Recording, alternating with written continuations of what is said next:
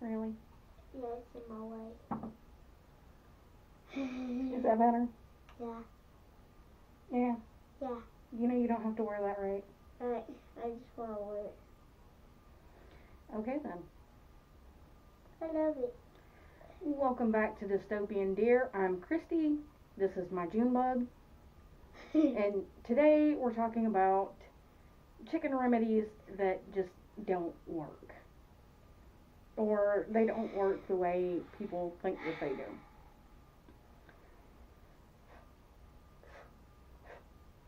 I want to take this off. Well, go ahead. It makes my mouth sweat. Where can I put this at? Right there. Can I put this in it? Okay. Oh, And there it goes. What? There we go. It's trapped. Why is it trapped?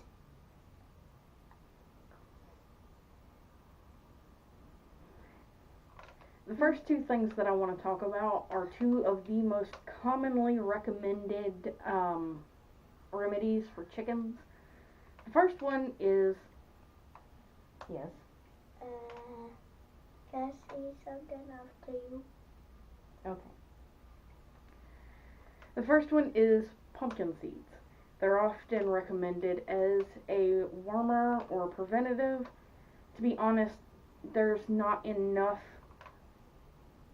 evidence to say that it does work as a warmer in chickens or as a preventative in chickens. And the fact of the matter is that the amount of curcumin, or however you say that word, in pumpkin seeds is likely too variable for it to be effective.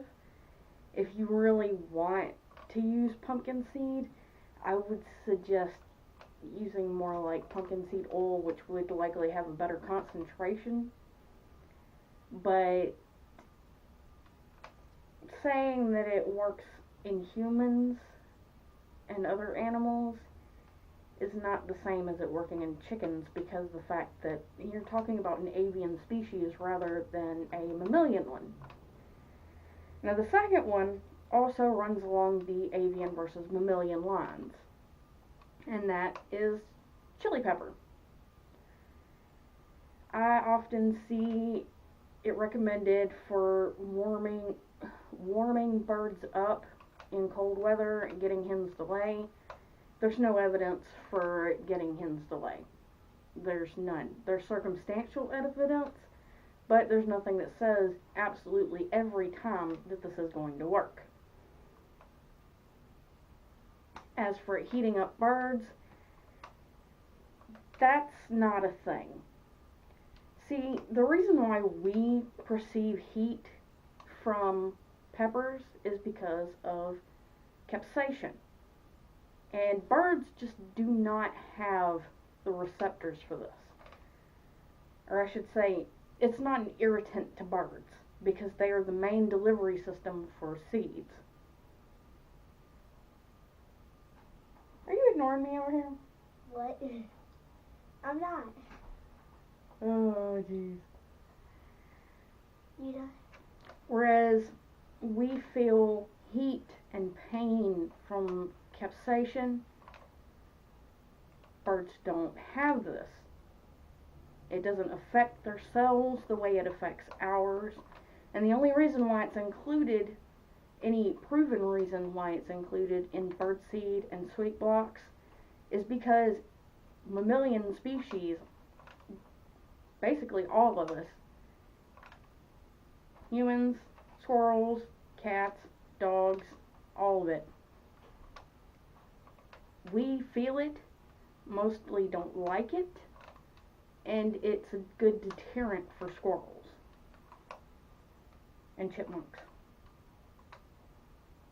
Well, I have an article here from Mother Earth News. I'll put a link in the description down below, that has a whole lot of remedies, and most of them are really confusing So the first two up are meant for diarrhea.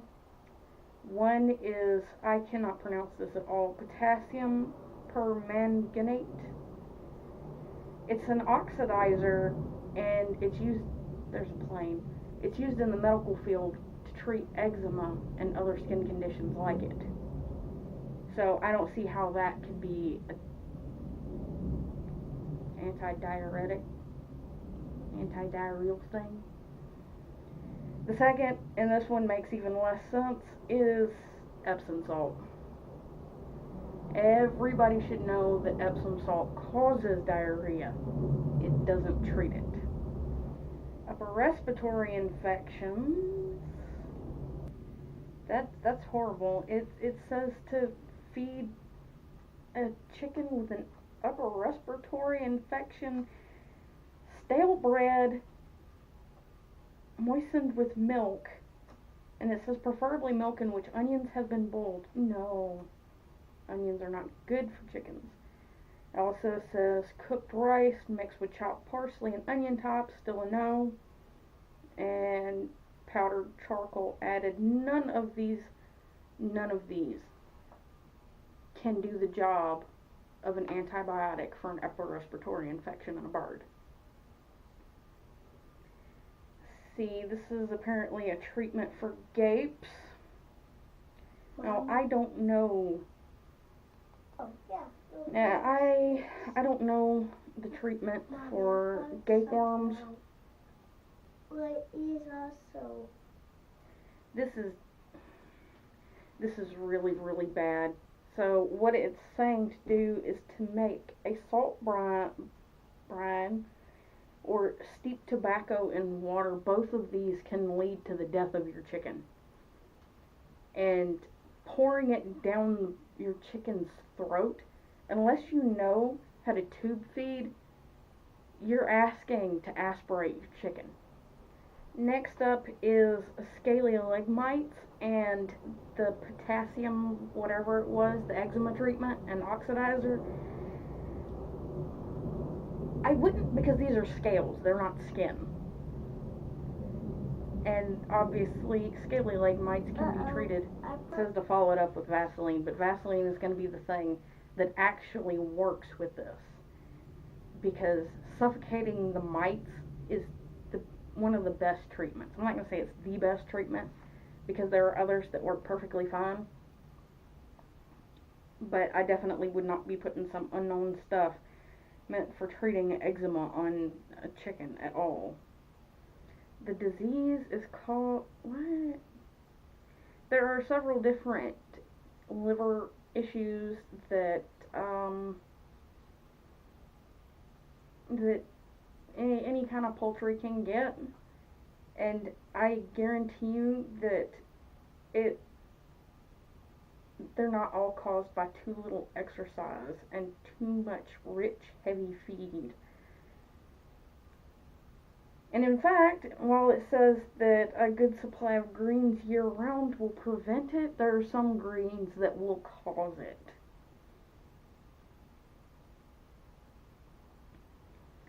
And it talks about using Epsom salt. It makes no sense.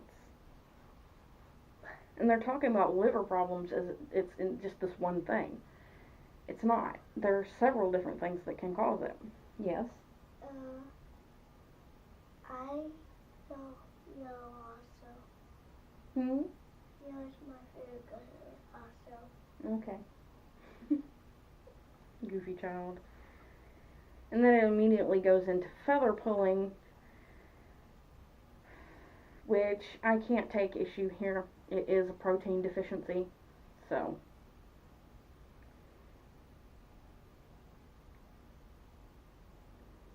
But their final word is, all these remedies were thoroughly accepted in the early part of the century before the age of antibiotics.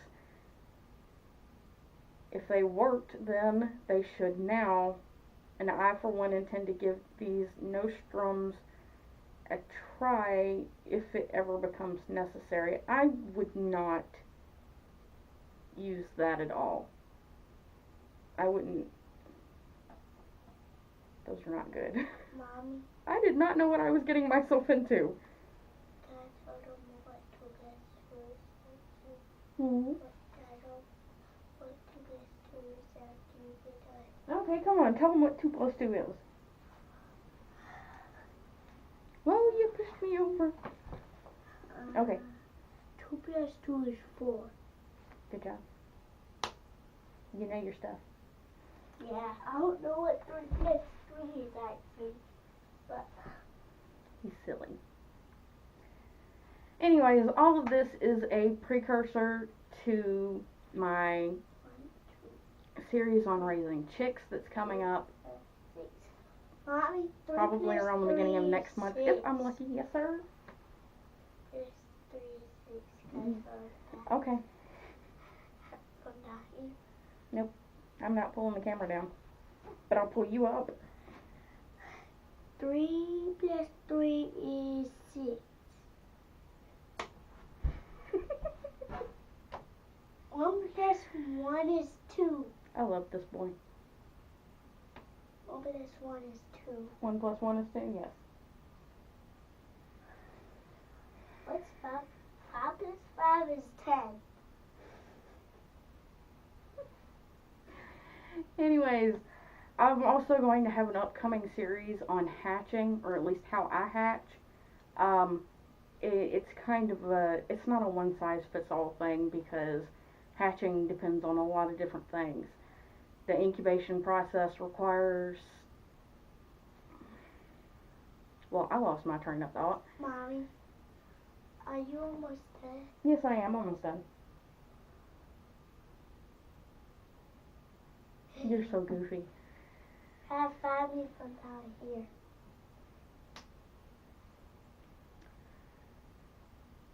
Anyways, I'll be doing a series on how I hatch, and you can consider whether or not it is feasible for you or not. Mine's pretty extreme, so it's probably not.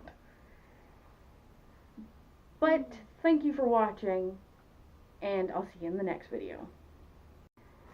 The first 2 things I want to talk about are 2 of the most pervasive, well, not pervasive,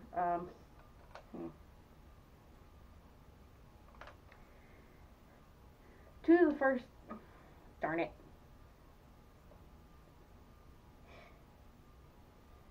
Can I say something? No. What? What? Mom, what can I say when you get done? You can say whatever you want. But not bad words.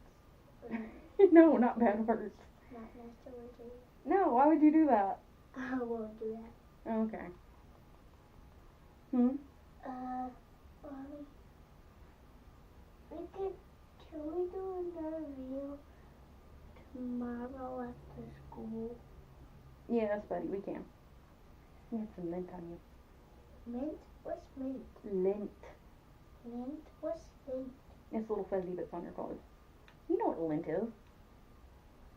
Oh, okay. It's okay. It's made out of foam. I can't fix it though. You'll have to buy another one? No, I have more. Unfortunately, one's pink and one's yellow.